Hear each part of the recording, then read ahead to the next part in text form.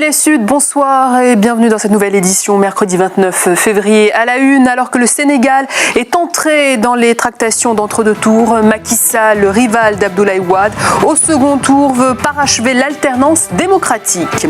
Dans ce journal également, un détour au salon de l'agriculture à Paris, véritable fenêtre ouverte aux produits agricoles dans toute sa diversité, parmi eux la mangue du Mali ou encore le cacao de Côte d'Ivoire. Et puis le développement dans un monde durable vu par 14 photographes maliens. C'est notre coup de cœur du jour. Nous y revenons en fin de journal. Mais avant, ouvrons avec le Sénégal où les tractations de l'entre-deux tours se poursuivent. Abdoulaye Wade est donc contraint à un second tour face à son ancien Premier ministre, Macky Sall, qui a tenu sa première conférence de presse depuis le premier tour de dimanche. Il a invité les Sénégalais à parachever le processus pour une nouvelle alternance démocratique. Ce sont ses mots lors d'un second tour qui devrait avoir lieu le 18 mars prochain.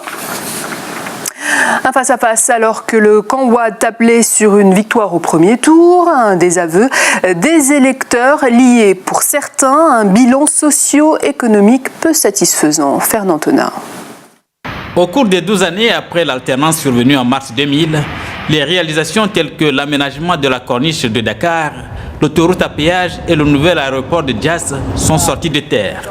À cela s'ajoute entre autres le monument de la Renaissance, le grand théâtre financé par la Chine ou encore le musée des civilisations noires dont la première pierre a été posée récemment. C'est vrai qu'on a porté le budget à un niveau extrêmement appréciable, mais alors là aussi, quand on lit le budget, on se rend bien compte que l'État vit bien au-dessus de ses moyens et c'est ça qui constitue effectivement une très grande inquiétude. Ces investissements cachent cependant mal l'état peu enviable de l'économie du Sénégal. Pour cet économiste, beaucoup reste à faire dans le capital humain à l'instar de la politique de l'emploi. Si vous aviez un outil industriel qui puisse utiliser de la main-d'œuvre, là aussi ça aurait pu aider. Même l'économie numérique qui est devenue aujourd'hui un secteur extrêmement vital, si en fait on avait développé ces politiques sectorielles de manière adéquate, probablement on serait amené à peu près à améliorer quantitativement et qualitativement aussi bien le niveau des revenus.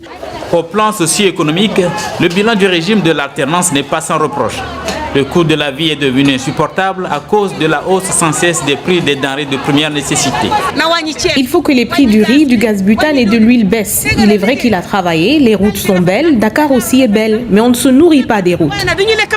Tant au sein de l'opposition que dans une bonne partie de la population ou encore chez les analystes économiques, la satisfaction est la chose la moins partagée. Dans mes propres appréciations, 10% de la population contrôle presque plus de 87% des richesses nationales.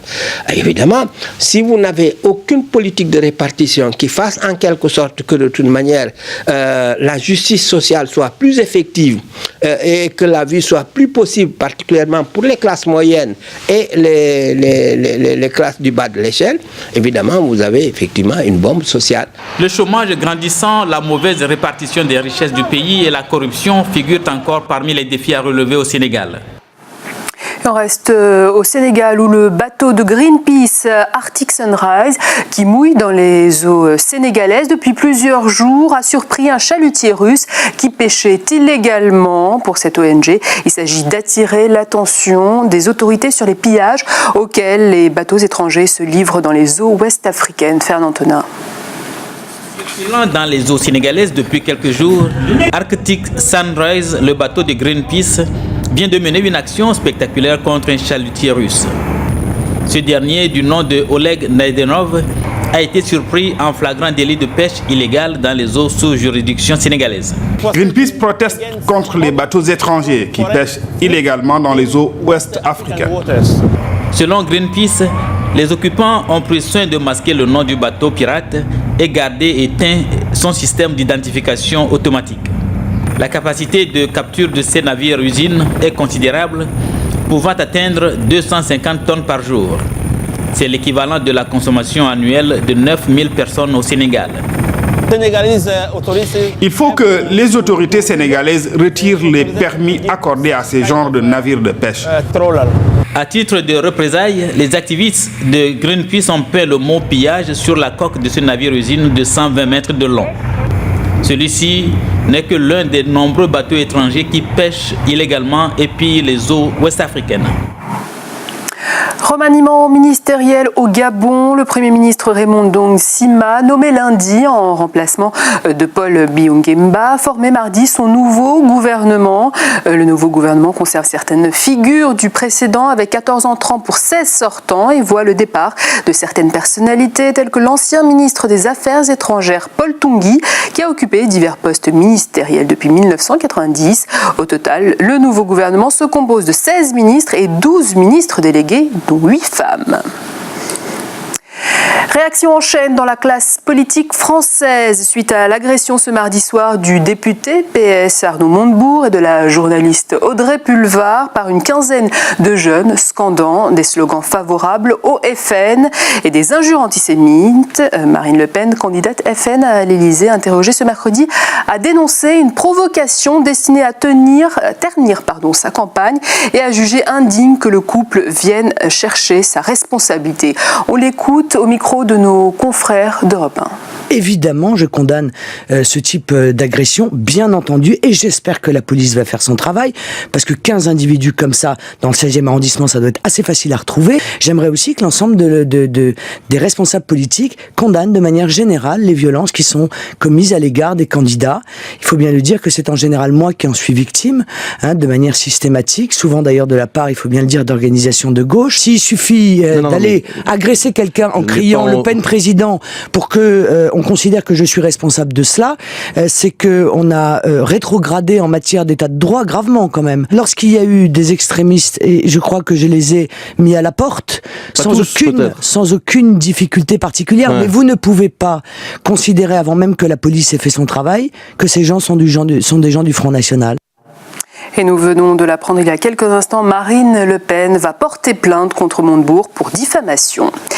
Et toujours en France, c'est l'Afrique qui s'invite au Salon de l'agriculture, une véritable promotion du secteur agricole au travers de produits qui font la fierté du continent. Et pour cette 44e édition, 11 pays africains y sont représentés. Christina Okello y était pour nous. Du continent. La mangue de Mali, la banane du Cameroun ou encore le café de la Côte d'Ivoire. Des produits agricoles mis en valeur par des exposants pour attirer l'œil du client. Des agriculteurs qui font parfois face à des obstacles, le manque d'infrastructures ou encore des problèmes climatiques. Grand problème, ça c'est la maîtrise d'eau. Parce qu'au Mali, on fait les cultures pluviales. Et avec le changement de climat, il y a beaucoup de temps. Là où on devait commencer la campagne, il n'y a pas de pluie.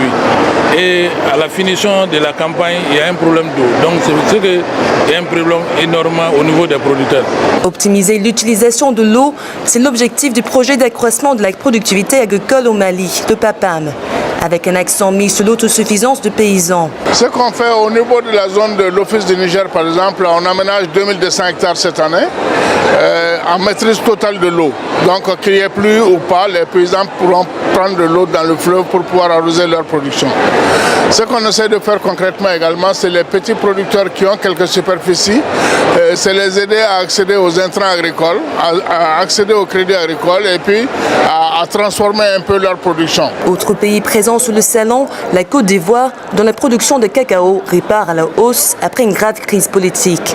Elle redémarre tout doucement. Oui, on a pris un peu un coup parce qu'on était premier producteur mondial pour le café. On est 7e maintenant, on est toujours premier producteur mondial de cacao. D'où l'emblème Côte d'Ivoire, terre de cacao. D'autres États africains ont également pris les devants pour moderniser les infrastructures. Au Mali, en 5 ans, l'exportation de la mangue est passée de 4 000 tonnes à 10 000. Mais sur le stand, le produit phare n'est pas la mangue, mais bien le beurre de karité. Je trouve qu'il est naturel et puis en plus il est moins cher que dans les parfumeries et dans les autres magasins. Alors j'en profite. Si les clients ont été visiblement impressionnés, restent encore impressionnés les investisseurs. Des produits en provenance d'Afrique qui coûtent d'ailleurs de plus en plus cher sur les étals des marchés de la capitale française. En cause, le coût du transport, des répercussions qui découragent à la fois le client mais aussi les grossistes. À Châteaurouge, Christina Okello a mené son enquête.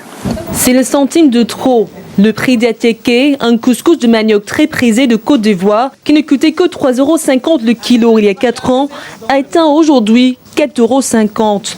Au marché poissonnier à Paris, les produits africains affichent une hausse notable, une hausse qui s'explique par la flambée des prix des matières premières. Mais l'escalade des prix des produits agricoles, qui jusqu'ici ne touchait que de pays exportateurs, touche désormais le consommateur en France. Un consommateur qui doit puiser encore dans son pouvoir d'achat pour manger des produits de chez lui, à tel point que certains estiment même que manger africain est devenu hors de prix. Déjà, moi, je ne mange pas trop africain parce que ça coûte excessivement cher. J'en mange une fois en passant, une fois par semaine, une fois, quand j'ai envie. Il faut que j'ai envie pour venir faire les courses ici. Je plains ceux qui font les courses tous les jours, qui mangent africain, parce que c'est excessivement cher. Voilà. Franchement, je sens que les gens abusent, ils exagèrent, vraiment. Ouais. Pour UNANCAM, les plaintes du consommateur sont justifiées, mais sans remède. Directeur adjoint à Domchi International, entreprise spécialisée dans les produits exotiques, il fournit presque tous les grossistes de Château-Rouge. Il a vu ses prix à l'importation augmenter de façon exponentielle depuis 2008, l'année de la crise, une crise qui a fait grimper notamment le prix du pétrole. Aujourd'hui, pour transporter ses produits, il subit une hausse de 10 à 20%. Plusieurs choses font grimper le prix. Bon, nous avons déjà une augmentation du prix dès le départ. Parce que il faut bien se dire, la plupart des produits que nous importons, c'est depuis les capitales, donc du Cameroun, Douala, du Congo, Kinshasa, du Togo, Lomé. Et c'est des produits qui ne sont pas cultivés à la capitale. Donc tous nos fournisseurs font déjà face à une augmentation considérable des coûts de transport. Faut-il subir l'inflation pour garder ses clients ou au contraire répercuter le prix sur eux pour rester rentable? Des réflexions de ce genre, Béatrice en fait le jour. Cette détaillante de Château-Rouge a dû suspendre la livraison de certains articles devenus trop chers pour le consommateur. Nos produits viennent essentiellement de la Côte d'Ivoire et la seule compagnie qui a le monopole sur le transport des produits exotiques, c'est Air France. Et donc nous sommes tributaires de ces changements de prix. Chaque évolution du prix suscite l'inquiétude. Chaque augmentation de frais de transport nécessite des explications que des clients au budget déjà restreint ne veulent plus entendre parler. Et en parlant d'alimentation, ces images gourmandes qui nous parviennent d'Afrique du Sud où se multiplient les marchés bio, de la charcuterie truffée ou encore des pains de seigle finlandais. Les marchés sud-africains attirent des milliers de gourmets chaque semaine. Depuis quelques années déjà, à Cape Town, les marchés artisanaux sont à la mode, mais la tendance s'étend désormais à tout le pays. Les nouvelles technologies au service de l'emploi au Cameroun, c'est dans ce cadre que le projet Technipédia a été présenté. Un atelier qui représente plusieurs experts venus d'Afrique et d'Europe qui propose donc l'utilisation de ces technologies d'information et de la communication pour capitaliser la création de petites et moyennes entreprises. Dorothée Ndoumbé. Le problème de la création d'emplois reste un sujet crucial et d'actualité. Malgré le recrutement de 25 000 jeunes diplômés, le nombre de sans-emploi demeure important. Technipédia serait donc pertinent pour le Cameroun, pays partenaire au projet dans la mesure où les matières premières abondent ici, mais les populations ont de la peine à concevoir des produits de transformation que l'on peut en tirer. Or, à elle seule, la valorisation de ces matières premières constitue un facteur de croissance économique important. Par exemple, quand vous cliquez sur le manioc, vous aurez un menu qui va vous expliquer ce que c'est que le manioc, où est-ce qu'on le cultive.